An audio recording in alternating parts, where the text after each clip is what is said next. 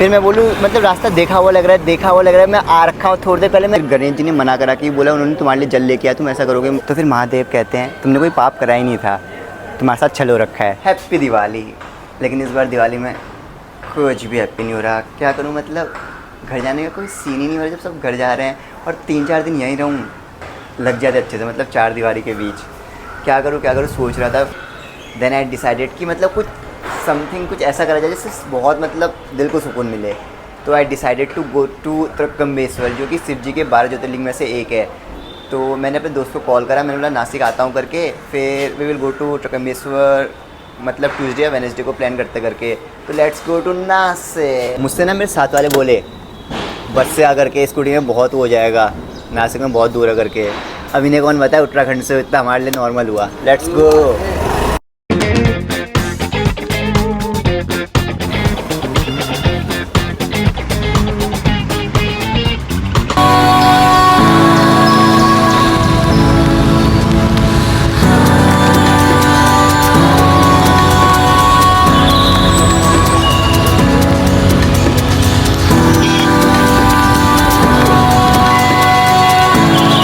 Guys तो finally traffic पूरा ख़त्म हो गया और अब नासिक है यहाँ से 163 किलोमीटर दूर, और अब रास्ते में माउंटेन्स वगैरह, तो अब मज़ा आने वाला है।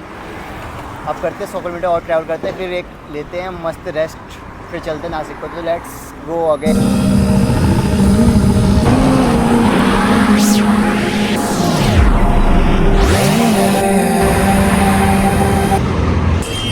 पहले मैं सोचता था ना मेरी ज़िंदगी इतनी उलझी हुई है, सदा उलझी हुई चीज़ क्या होगी।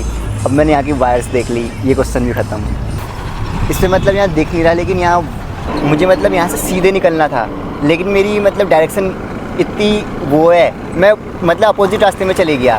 फिर मैं बोलूँ मतलब रास्ता देखा हुआ लग रहा है, मैं आ रखा हूँ थोड़ी देर पहले, मैं आ रखा हूँ कभी ना कहीं। फिर मैंने एक से पूछा कि मतलब नासिक कहाँ से है, वो बोल रहा है कि मुझसे तुम अपोजिट रास्ते में जा रहे हो। मतलब बेफिजूल, एक काम ठीक से नहीं।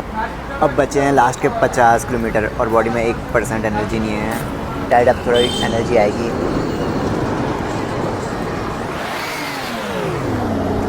अब निकलते हैं। अभी हम पहुँचे हैं भक्ति शक्ति मंदिर, और यहाँ से 1 घंटा और।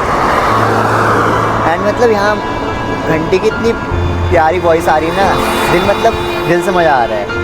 और this is the first time मैंने मतलब इतना लंबा ट्रैवल कर रखा है, वो भी स्कूटी में 250 किलोमीटर, मतलब और रात के बज के 8, पूरा अंधेरा। ऐसा मतलब एक्साइटिंग लग रहा है ना, मज़ा आ रहा है।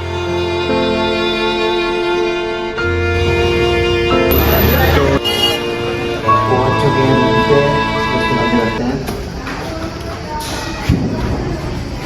इतना खूबसूरत चेहरा है आपका, आप इसे छुपाते क्यों हो? ये माझा मित्र जिसके रूम पे आया। हाय गाइस, अपना चेहरा तो दिखाओ।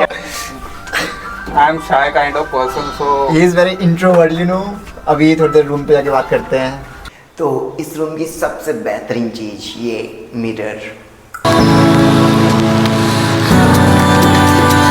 बालकनी में इतना प्यारा व्यू है ना। अभी अंधेरा हो गया, तो अब हम चलते हैं कहाँ पर, सोने। Good night, good morning. आप सबको दिवाली की हार्दिक शुभकामनाएं। अभी हमें full ready to go to Trimbakeshwar. तो दिवाली थोड़ा बाहर डेकोरेशन करते हैं, उसके बाद निकलते हैं। चलो उठा।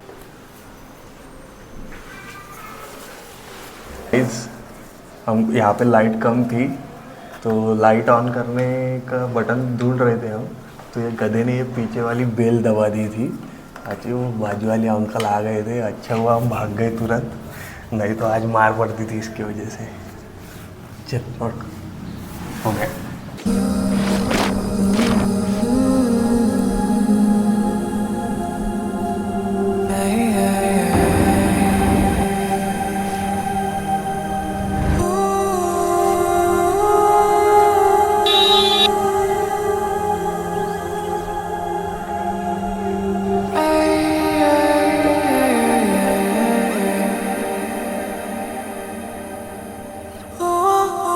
तो गाइस हम फाइनली पहुंच चुके हैं त्रंबकेश्वर, और यहाँ पर 2 एंट्री गेट हैं। एक है वीआईपी जिसमें 200 रुपये टिकट है, और उसमें वेटिंग तुम्हें करनी नहीं पड़ती, तुम्हें 20 मिनट में तुम्हारा दर्शन हो जाते हैं। और एक है फ्री वाला जिसमें वेट करना पड़ता है, 6-7 वेटिंग लाइन है, उसके बाद दर्शन होता है। तो मंदिर आए हैं और 200 रुपये दे के करें, इट्स नॉट फेयर, क्योंकि कुछ कष्ट तो करना पड़ेगा दर्शन करने के लिए। तो लेट्स गो महादेव। तो अभी 4 घंटे और लाइन में लगना है।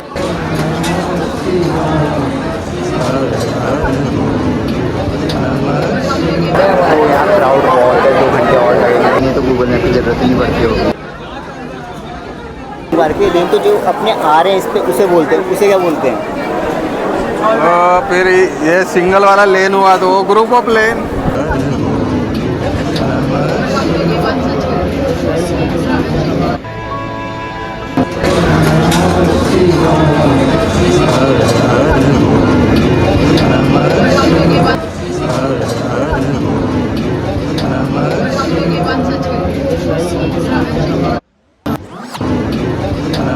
इस ज्योतिर्लिंग में त्रिदेव निवास करते हैं।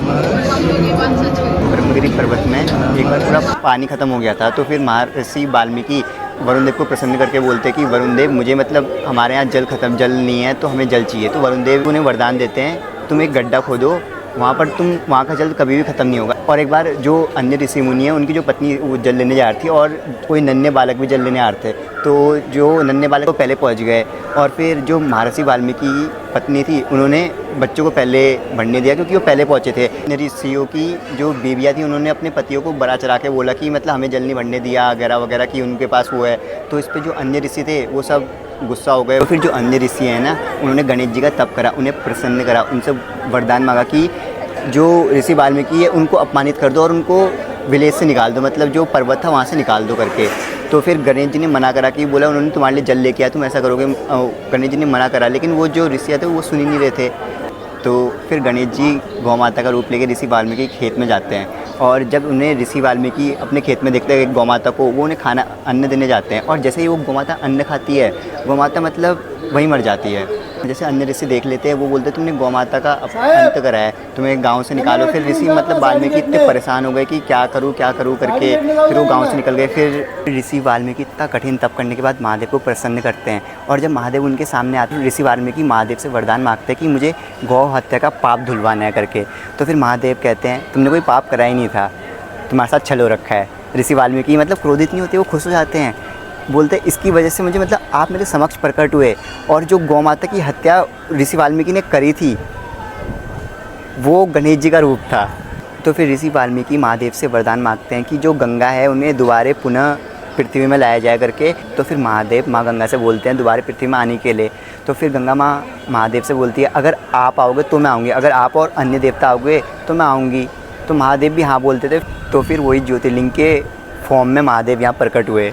और ये ज्योतिर्लिंग एकमात्र ऐसा है जो धरती के ऊपर नहीं, धरती के अंदर है। तो ये था अबाउट त्र्यंबकेश्वर। ने तप करा था महादेव के प्रसन्न करने के लिए। उन्होंने ज्योतिर्लिंग भी बनाने थे, तो उनमें से 100 ज्योतिर्लिंग बनाए थे उन्होंने। तो उनमें से 3 मतलब कुछ ज्योतिर्लिंग यहाँ पर हैं, जैसे 3 यहाँ हो गए और ये यहाँ। फाइनली दर्शन करके आ चुके हैं, अब चलते हैं वापस। मतलब इतना प्यारा फील हो रहा है ना, चलो वापस